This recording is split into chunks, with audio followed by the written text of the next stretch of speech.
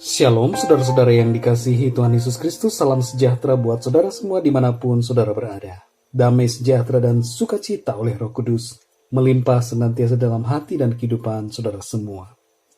Pertama-tama saya minta maaf karena selama beberapa hari ini suara Injil tidak dapat hadir.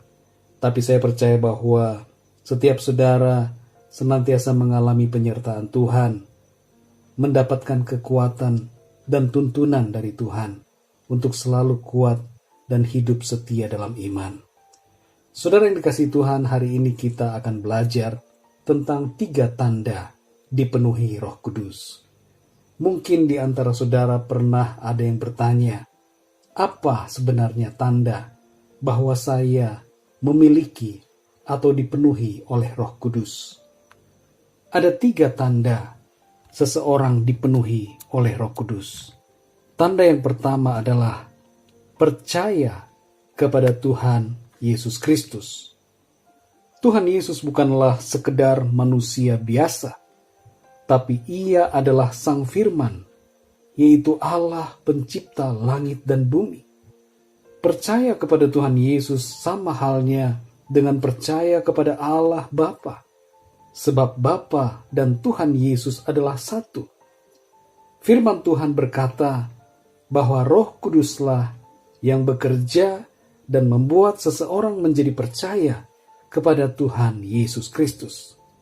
Dalam 1 Korintus 12 ayat yang ketiga tertulis bahwa tidak ada seorang pun yang berkata-kata oleh Roh Allah dapat berkata, terkutuklah Yesus. Dan tidak ada seorang pun yang dapat mengaku Yesus adalah Tuhan selain oleh Roh Kudus.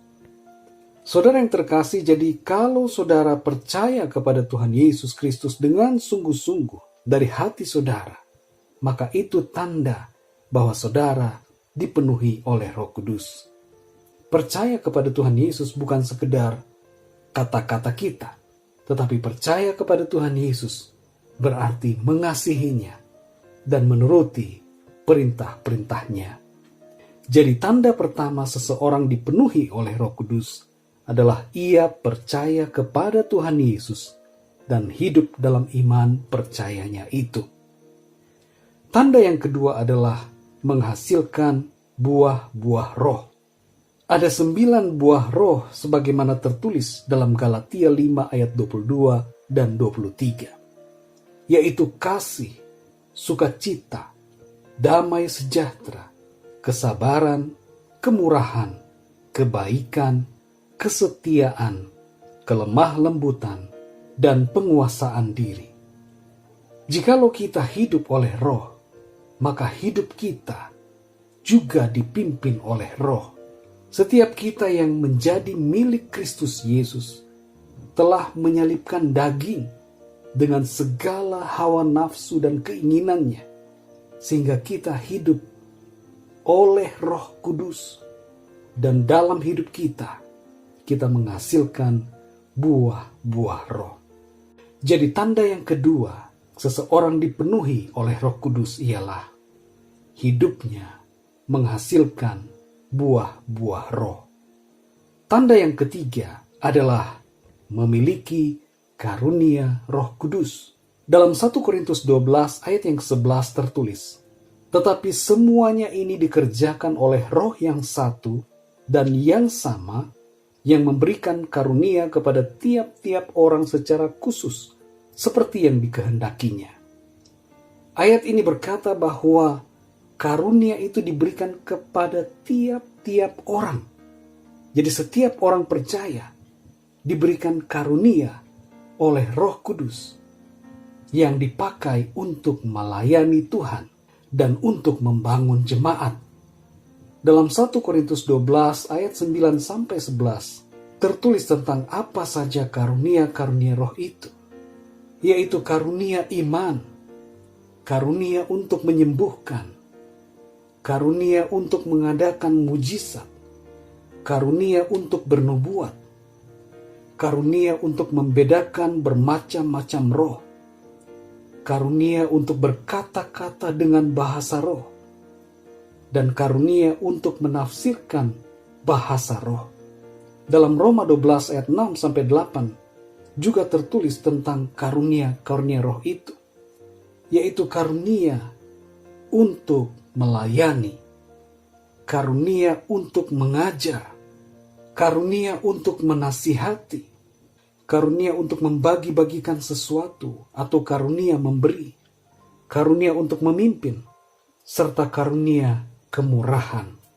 Jadi saudara yang dikasihi Tuhan, inilah 3 tanda seseorang dipenuhi oleh Roh Kudus. Bila saudara bingung apakah ada Roh Kudus di dalam saudara, atau apakah saudara dipenuhi oleh Roh Kudus, ingatlah ketiga tanda ini. Bila saudara percaya sungguh-sungguh kepada Tuhan Yesus dan mengasihi Tuhan Yesus, maka saudara memiliki Roh Kudus di dalam saudara.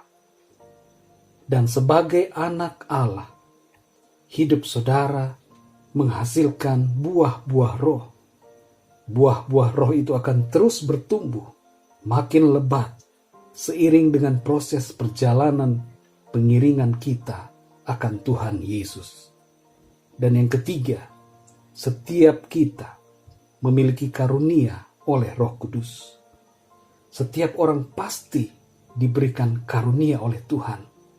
Jangan berkata, oh saya tidak punya karunia. Renungkan saudara firman Tuhan ini.